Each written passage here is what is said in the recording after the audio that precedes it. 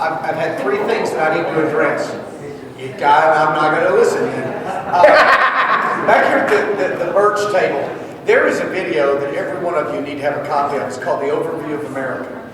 It's a 30-minute presentation that takes you step by step and compares our economy to others in the world, gives you one of the quickest but most effective lessons on socialism as opposed to capitalism and all that you'll ever see in your life. It is wonderful. Those are back there, and I think they're free, aren't they? These are $1. Okay, $1, so that's basically free. And then he's also telling me if you sign up the contact card, you'll get 3 issues electronically for free of the New American magazine, and he has other goodies back there for us, so you can check that. Then the question about the Matthew passage, one of the things that I think we need to be careful of when we read Scripture, there are general truths, and then there are specific truths. Like, for instance, Proverbs 22:6, train up a child in the way that he should go, and when he's old, he'll not depart from it.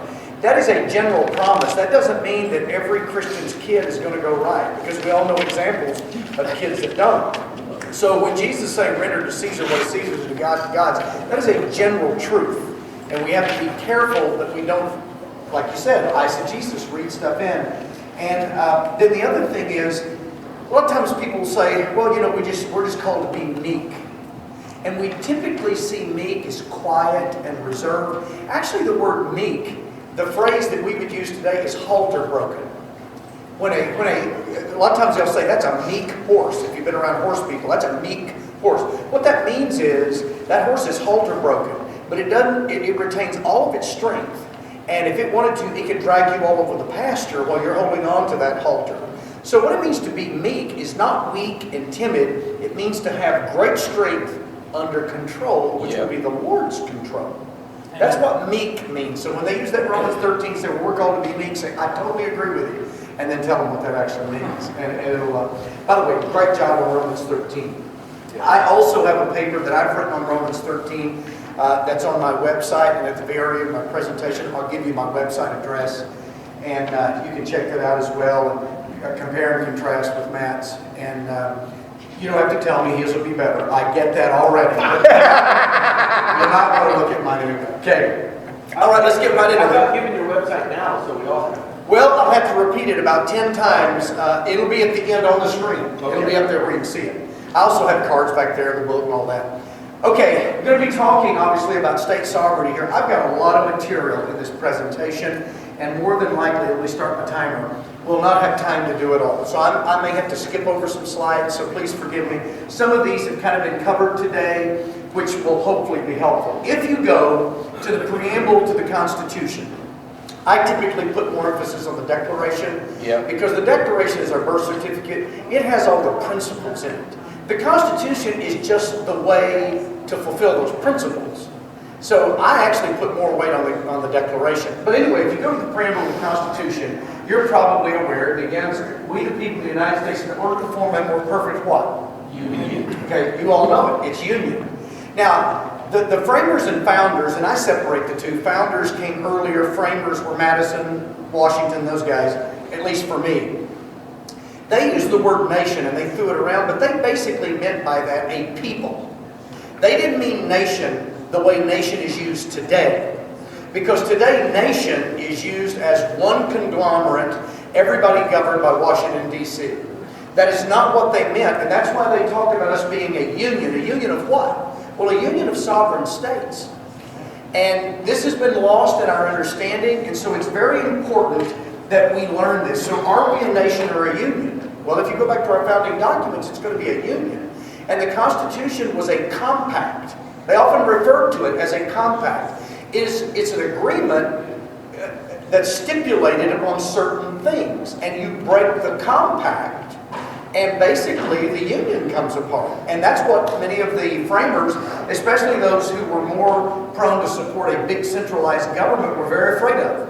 And that's why they put some things in the Constitution that have now been misused over the years, and we're in the mess that we are in. So, then the question obviously arises, if we're just one nation under God, as the pledge says, which I think has actually done a lot to lead people to wrong conclusions, why states at all? There are a lot of people, if you can believe this or not, who believe that the states were formed by the federal government. to make it easier to govern the country. It's actually the other way around, as you well know. And it begins with 13 states that were originally colonies. They were all founded by different Christian denominations. They became ultimately the states, and they were sovereign entities. And if they had thought for one moment that they were surrendering their sovereignty to ratify the Constitution, they would have never ratified it. And by the way, if you've ever studied much about the ratification of the Constitution, it was touch and go for a long time. Yes. And Patrick Henry nearly convinced Virginia not to ratify. Had they not, they'd have to go back to the drawing board.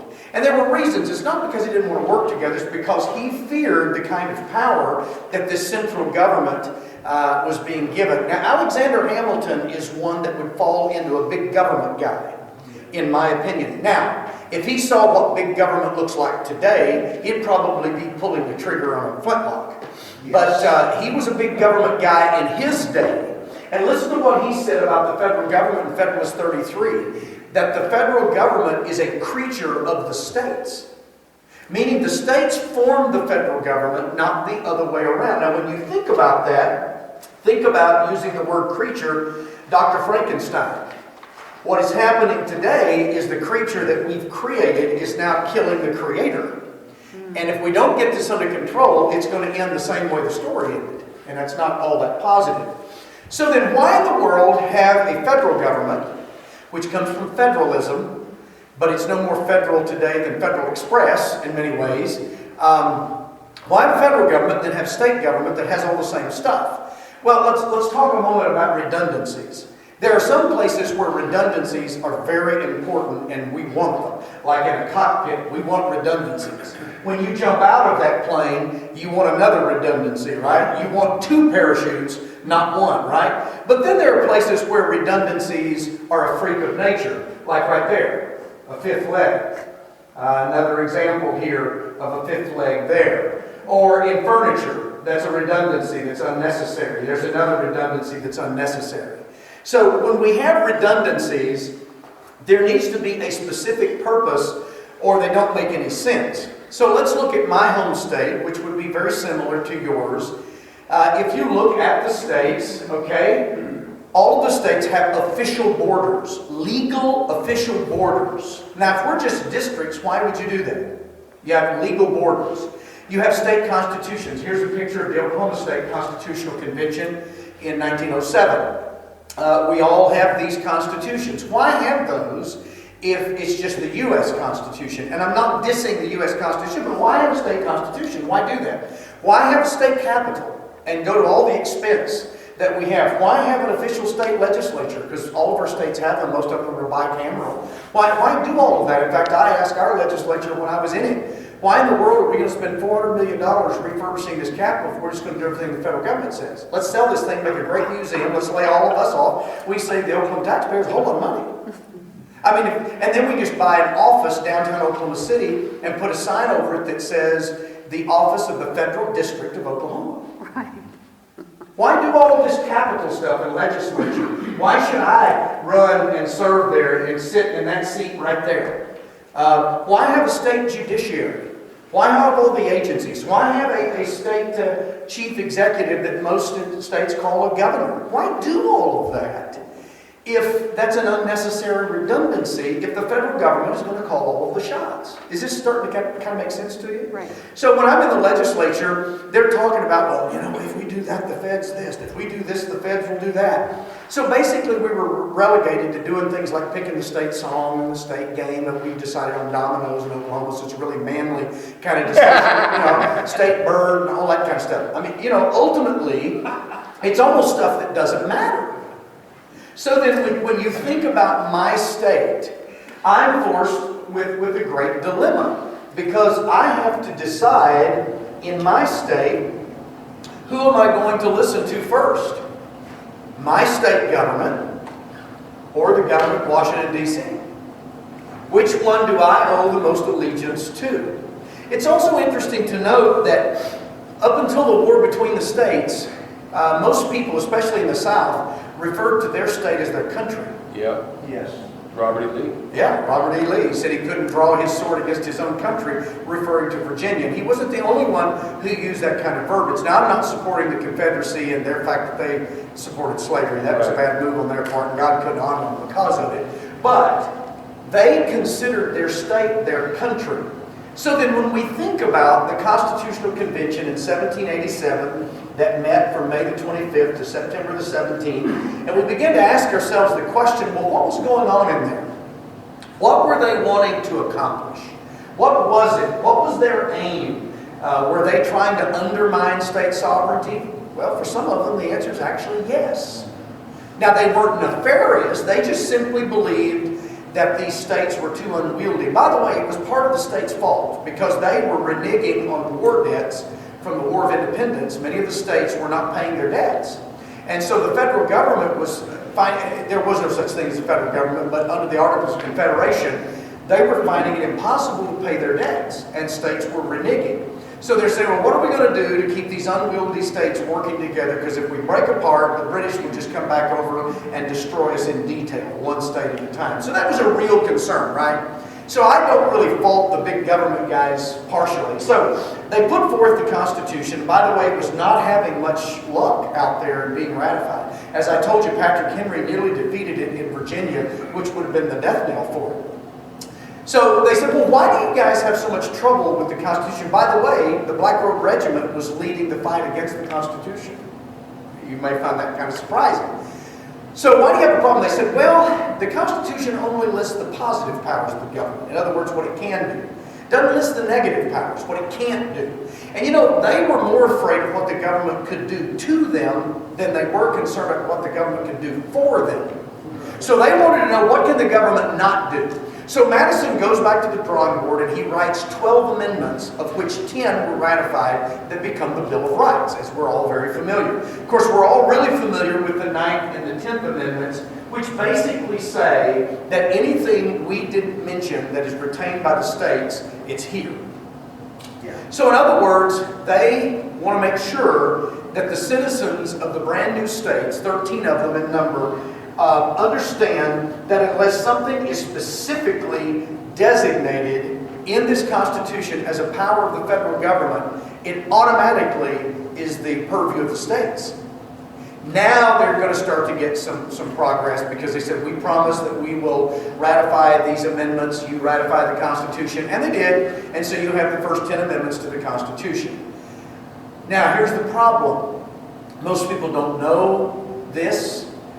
They've grown up in a time, one nation under God, and by the way, I'm not dissing the flag or the pledge, I'm just telling you, that's what they've heard their whole life. They've also heard the word indivisible. They've heard all of these things that tell them to bow to the supreme authority of Washington, D.C., and then unfortunately, the supreme authority of Washington, D.C.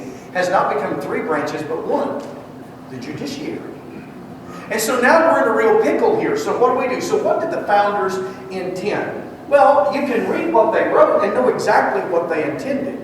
For instance, if you read in Article 1, Section 8, only the powers enumerated. Unfortunately, though, with judicial review, the power for the courts to tell us what the Constitution means, and by the way, that was never the intent of the framers, they go into the enumerated powers and do eisegesis.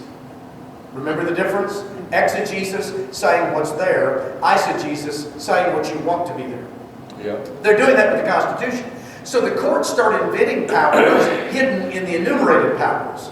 With the necessary and proper clause, which becomes rubber to them, they just expand it. Well, anything we think is necessary and proper falls into the necessary and proper. That's not what the framers meant. They just fought a war against that kind of thinking. Now they're going to surrender all of this. But also, many of the framers, like for instance the chief architect or the author of the Constitution, James Madison, wrote white papers. We now call them the Federalist Papers. Kind of a neat little trick, by the way, that they played, in case you don't know. Those who were in favor of a much stronger central government didn't want the state sovereignty guys using the term federalism, so they called themselves Federalists. It was actually the opposite of what they really were. That forced the state sovereignty guys to call themselves anti-federalists, which was the opposite of what they were. Are you confused yet? See, that's how the game has been being played actually for a couple of centuries. And I'm not trying to say anything bad about the framers. I'm just telling you the fallen state of man causes man to want to accumulate power. And if we're not careful, he will. And he will use it eventually in a very nefarious way. So they write these Federalist Papers to try to explain what is it that we need. Now, I'm not going to read all of these because Matt touched on some of this. But Madison tries to calm everybody's fears by saying, look, this federal government only has very limited powers. And the states, well, their powers are indefinite. Numerous and indefinite. He goes on to point the areas to which the federal government will be in charge. They're going to be over things like war, peace, negotiation, and foreign commerce. Basically, foreign stuff, right? But then he says, now the powers that will be retained in the states will have to do with basically everything else.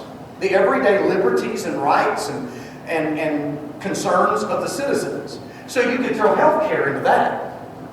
You could throw a lot of things today that the federal government has now taken on. They intended for those to be decided by the states. Abortion? Of course, they couldn't even fathom that. But that would have been a state issue. That's not a federal issue. That doesn't have anything to do with treaties and war and commerce and all that kind of stuff. So we can know what they intended by simply reading what they wrote. Now, Jefferson comes on. You say, well, why do you guys keep quoting Jefferson and Madison? Well, they're the two chief authors of our two founding documents. Jefferson writes the Declaration, and Madison writes the Constitution. If they don't know, we're helpless in knowing what all these guys meant. So here's what Jefferson says. He says to take a single step beyond the boundaries thus specifically drawn around the powers of Congress, he's speaking of the limited enumerated powers, is to take possession of a boundless field of power no longer susceptible of any definition. Wow. That's where we are today. He goes on later on in 1823, can any good be effected by taking from the states the moral rule of their citizens and subordinating it to the general, that would be federal, authority? Such an intention was impossible and would break up the foundations of the Union. Notice how he's talking about foundations of the Union and break it up. I believe the states can best govern our home concerns and the general federal government our foreign ones. I mean, this is not just my opinion. So we come back to Madison. He says Congress can employ money indefinitely to the general welfare and are the sole and supreme judges of the general welfare. Then Congress might take the care of religion into their own hands. Duh. They might appoint teachers in every state, county, and parish, and pay them out of their public treasury. They may take into their own hands the education of children, establishing in like manner schools throughout the Union. Notice, he's saying that's not the government's job, not the federal government anyway. They may assume the provision for the poor, welfare. In short, everything from the highest object of state legislation down to the most minute object of police would be thrown under the power of the federal Congress. Does it sound like he's reading our mail? Of course he does.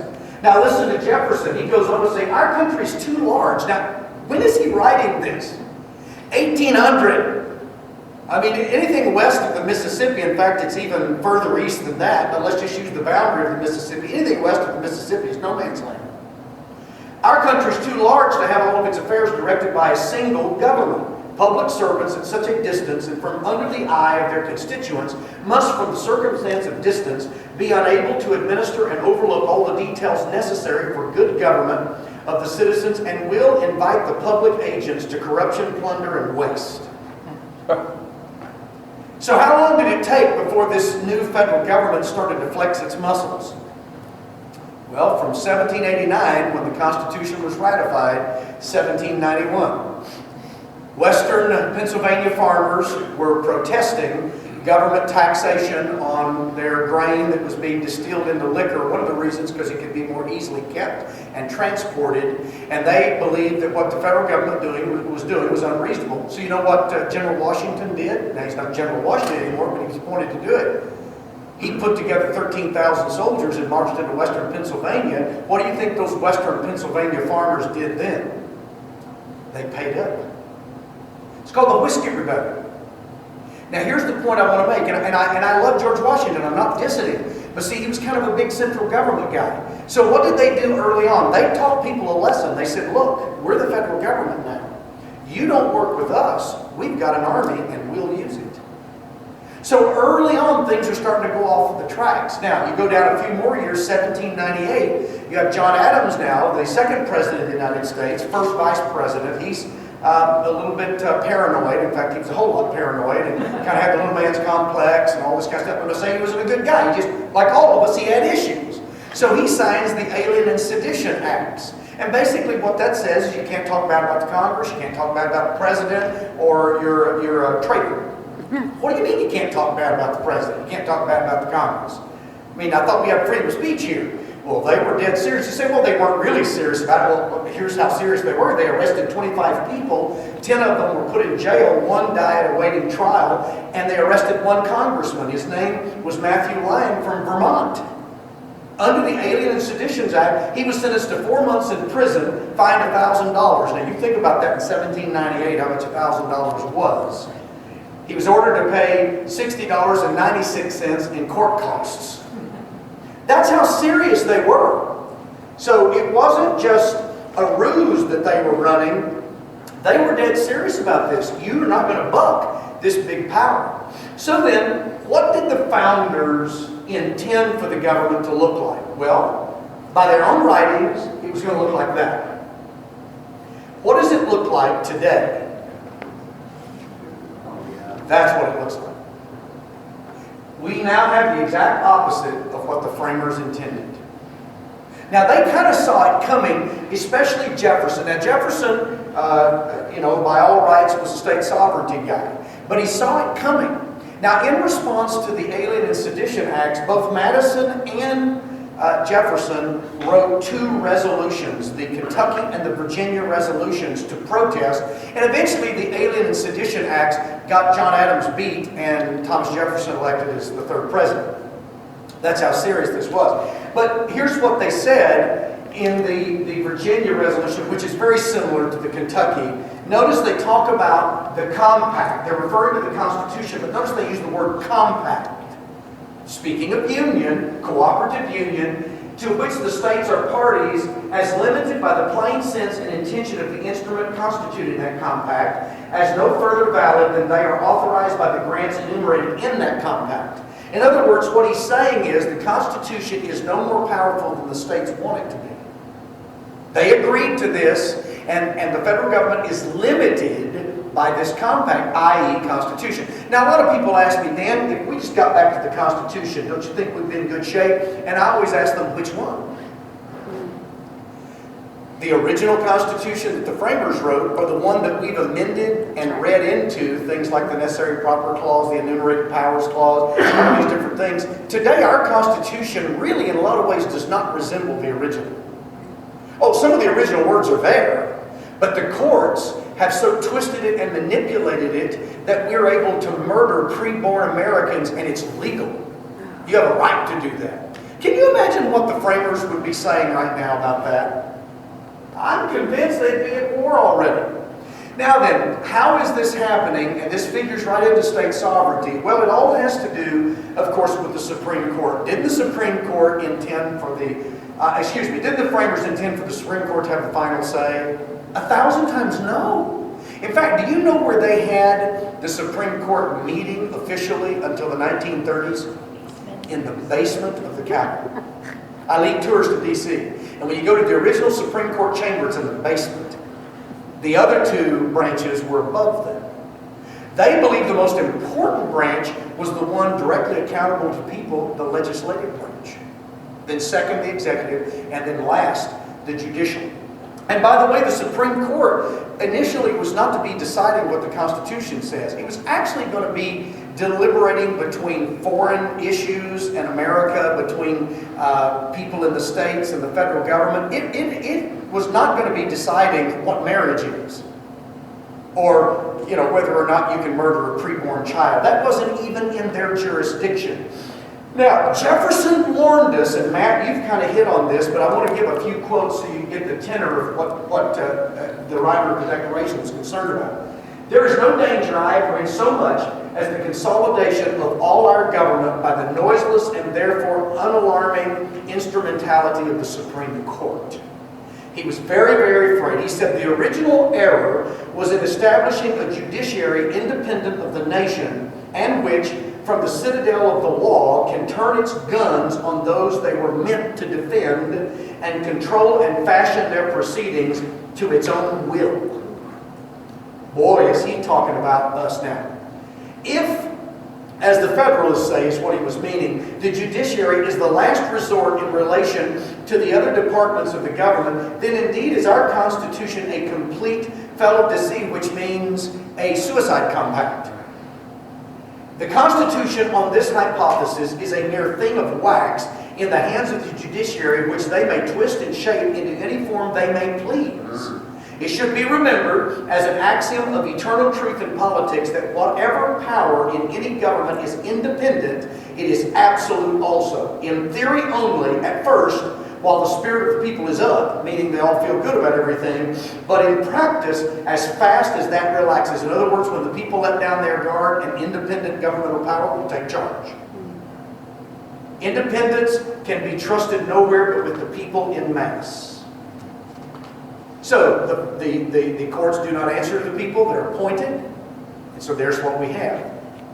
So had the states understood the Constitution to be a suicide pact, I'm pretty convinced, as I said, they would not have ratified it. Now, these are some quotes that I may just kind of really slide through. You can go to George Washington, and don't even try to read these because I'm going to brush through them pretty quick, where Washington is warning that the branches should not override one another, that they should stay out of each other's jurisdiction. He's warning the executive, the legislative, the judicial, don't be doing the job or trying to take the other's job from it. Madison does the same thing. In Federalist 48, he talks about all of the branches of government staying within their realms of authority. Now you say, well, Dan, why does that matter? Well, because the courts today have stepped over everybody. Yep. See, they're taking the executive and the legislative, they're making law from the bench, and they're telling the president what he can and can't do. About stuff that he clearly has the authority to do, like border security. Right. That is in the purview of the executive Yes, branch. it is. But see, the courts are stepping in and saying, oh, no, we'll decide what you have the power to do. Well, then they're the king, aren't they?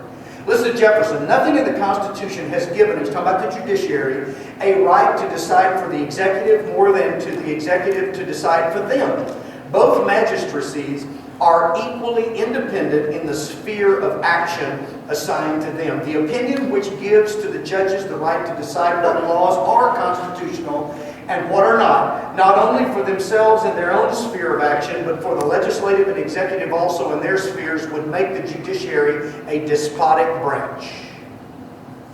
Now you say, well, Dan, is this all just about the Supreme Court? Kinda. Because that's why we no longer have state sovereignty. Here's a good example. Dred Scott decision. In the Dred Scott decision, black people are not people, they're property. Who said that? The infallible Supreme Court. The all-knowing, all-seeing. Were they right? No. And we fought a bitter, terrible war where really the actual deaths are over 700,000 when you count others that died after the war from the wounds they received during the war. Over 700,000 people gave their lives. But the amazing thing is, even though the 13th and 14th Amendment ended slavery, do you know that Dred Scott has never been rescinded by any court? Right. Right. You would think that a decent, honest court would come back and say, you know what, that was wrong, and we ought to just officially go on the record saying, hey, Dred Scott is no good. No, it's still on the books. But there are other decisions by this infallible court. How about Buck versus Bell in 27, which says you can sterilize against a person's will a person that the court deems not worthy to reproduce. How about in 1944, Korematsu decision, where they said you can take people who are American citizens, but they have Japanese descent, and you can take their property and businesses away from them and put them in internment camps. I mean, is that right? Of course, you got Roe v. Wade. What about Obergefell? We'll decide what marriage is. Well, once you define it as anything but what God defines it, it has no definition. Now, Matt did such a good job a while ago of talking about righteous resistance against tyranny that I'm going to kind of shoot through these. Corrie ten Boom, Oskar Schindler, Dietrich Bonhoeffer, these all stood against tyranny. These are all the biblical examples that I will often use in this presentation to illustrate that you do not have to submit to unrighteous authority. So now let's jump to this thought. The states are so crucial You say, well, Dan, why is this thing so important? Well, because our liberties are best expressed and protected at the state level. This is what the founders understood. Now, you know, Matt gave us the passage a while ago out of the Virginia Resolution that if the federal government overreaches its boundaries, the states must interpose. And he calls it evil. In fact, Jefferson went on to say, if the federal government assumes undelegated powers, any act that they perform is unauthoritative, void, and of no force. Wow. Even big government, Alexander Hamilton said the same thing. I'm not going to read that quote just to save time, but in Federalist 33, he makes the same point. He says the federal government is limited into what authority that they have, and the states have the right to step in. So then, what are we going to do? Well, I think the first thing that we have to admit is that our nation or our union is irreconcilably divided. Now, I don't like saying that, but I'm telling you now, that's not, mine says I have 12 minutes. You started it when I was making those announcements. I started my timer when I started anyway. I'm going to have to really hurry. I was going by this, I'm sorry. Okay, so if you look at an election, the last election map, that's how it looks. You tell me that's not divided? In fact, to me, that looks like that. That's what we have here. Best way to illustrate it is to use the poles of a magnet. You're familiar with that. The iron filings are pulled around the poles, and you try to stick the same poles together and they won't, right? I mean, as a kid, you played with magnets. Now, let's just imagine that being the United States of America. Let's take some ideas. Pro-life versus pro-abortion. Now, of course, many of us who are pro-lifers are now calling ourselves abolitionists. How are you going to bring these two together? They're 180 degrees off. What about those of us who believe God decides what marriage is and those who say we do? How are you going to bring those two together? Short of God, you're not. What about those who believe that we're guaranteed the right to defend ourselves, not just hunt deer? And those who say you shouldn't even be able to have a gun? How are you going to bring those two together? What about those who say we believe in strong state governments and those who say, oh no, we believe in a strong national government? See, what we have here are irreconcilable issues. There are many more. As a pastor looking over the desk at couples that are sometimes in irreconcilable situations, I've never told them to go get a divorce, but I'm telling you, I've had couples walk out of my office and I've said there's no way they would survive. Because they weren't willing to do it God's way, so it was irreconcilable. Guys, the quicker we admit that this is the case, the quicker we can figure out how to live together peaceably without shooting one another. But I'm telling you, if we don't deal with this and admit the obvious, something cataclysmic is on the horizon for this culture. And I don't know what it is, and I don't want war or whatever it's going to look like, but I'm telling you, we better figure out how to coexist and allow one side to think the way they think, which is diametrically opposed to the way the other side, because there's no one size fits all. And that's the problem with a centralized government. They've got to do a one size fits all law. And one size about guns won't fit all.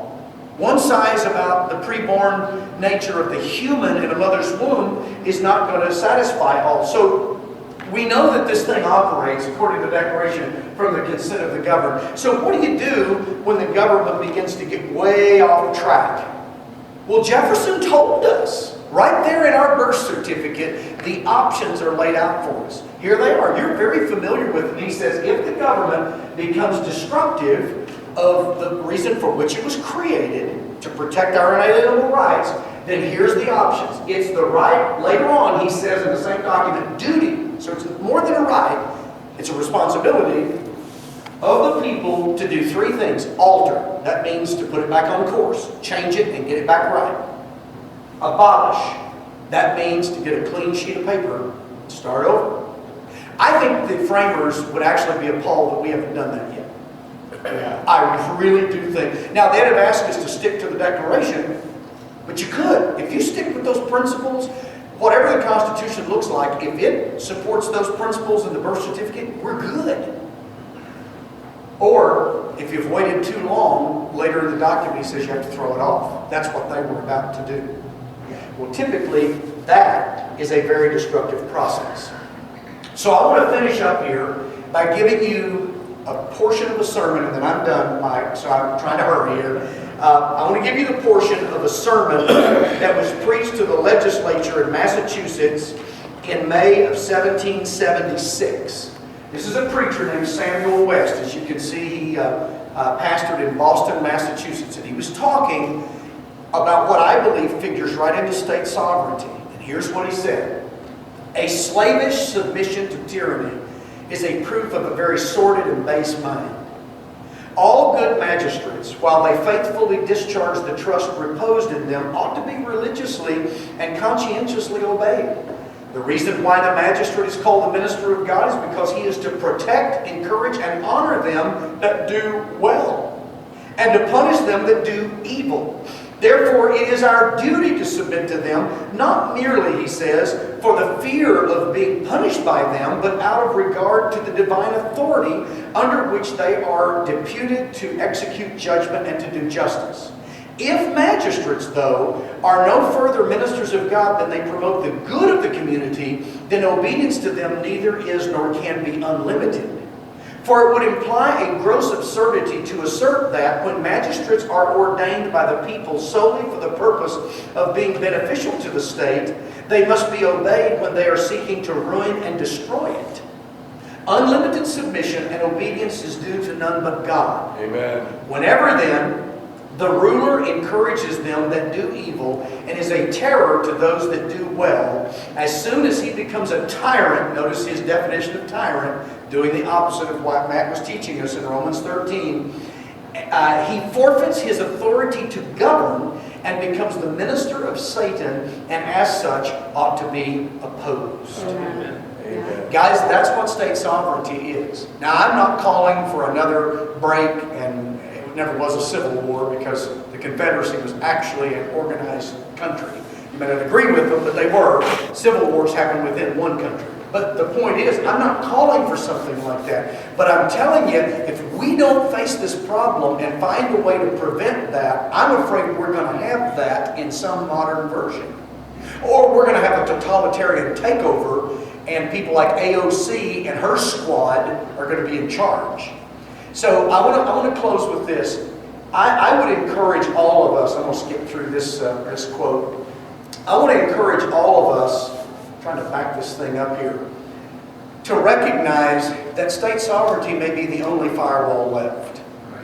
There are probably many firewalls, but this is probably the only one left. And let's stop worrying about being politically correct. There's a lot of things about Donald Trump I don't like. Okay? I'll tell you right now.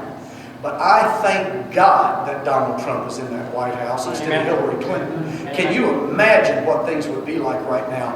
And just imagine what it's going to be like if Elizabeth Warren or one of those other cuckoos gets into the White House. Guys, we need to stop apologizing and vehemently support the only guy that we possibly in good conscience could. Yeah, he's not perfect, but we didn't elect a pastor, we elected a president. So stop being politically correct. We're all censoring ourselves. Stop doing that. Quit worrying about, well, if I talk about state sovereignty, they're going to think that I want to start a civil war. But don't worry about what they're going to think. Learn the facts and talk these things, because if we don't, we probably are going to perpetuate something like that. So let's understand these things. For those of you who do want to go to my website, there it is, danfisherbrr.com. The BRR stands for Black Robe Regiment. That Romans paper is there on the tabs, and there's other things you can pull up, pictures of our museum and our calendar and all that kind of stuff. Videos that you can watch. The main thing is, guys, I'm convinced that if we don't start talking state sovereignty again, and I don't even mean to bust up the union. It could be that we flex enough muscle, the feds get the idea. They'd understand. But see, we haven't flexed muscle in so long. They don't think we're going to. Yeah. And so what does a bully do when you don't flex muscle? Keeps killing Bullying you. you. They keep running over. And they'll keep doing it. So that's state sovereignty in 40-some minutes. Thank you for allowing me to share with you. God bless you. Question?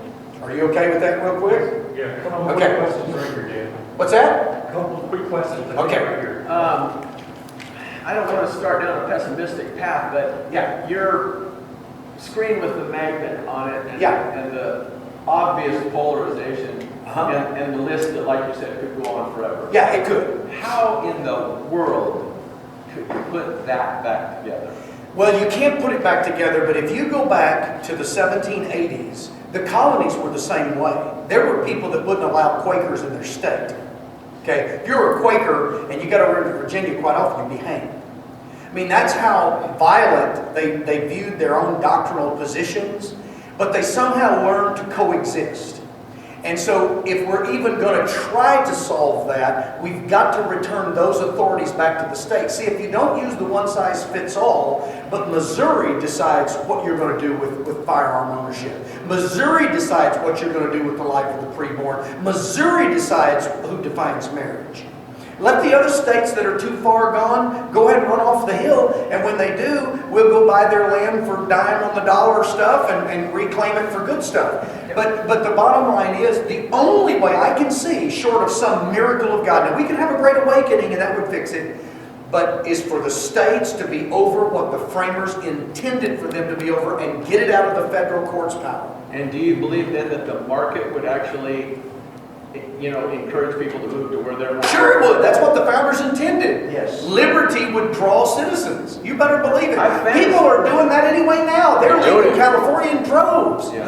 The only problem is, under the federal control, Texas is turning purple. Yes. Because the feds won't let Texas take care of Texas. They won't even let them guard their own border. Right. Yeah. Okay, I took a little too much time. I apologize. Yes. So what's your best solution? Have you written a book or anything that says, okay, here's the plan that we need to do to bring back here? I have not written a book on this subject. I've written on the Black Robe Regiment. I don't know that I'm qualified, just to be honest with you, to write a book like this. It probably takes someone more like, whether you like him or not, a Mark Levin or someone who's actually a constitutional mind. But I believe our solution is to begin to re-educate people. Now I realize that's slow, and I don't know how much time we have left. But if people don't begin to understand these things, but it wouldn't take many. See, here's the thing that I think we all forget. We're thinking, well, we got to convince everybody. No, you don't. Did you know that any one time during the War of Independence, there were only 3% of the people actually out there fighting? That's right. Through the whole thing. All it takes is a very organized and well-informed and committed minority. This is why God uses the remnant all the time. So I don't think it would take everybody. I think if a few states said, you're not going to kill babies in Oklahoma. That's just, if I'd been elected governor, that's what we were going to do. You're not killing babies in Oklahoma. Now what's the Fed going to do? Scramble the bombers and come bomb us because we won't murder preborn children? Right. Of course not. They're going to do the same thing they're doing with marijuana that's legal in states where it's against federal law. It would just take a few, and I think a domino effect would then begin to happen. I don't have all the answers, and please understand, I don't think I do. All right. Thank you. I'm going to be hanging around here. If you want to visit about some of these things here, I'd be happy to do so. Thank you. Thanks, Sorry. David.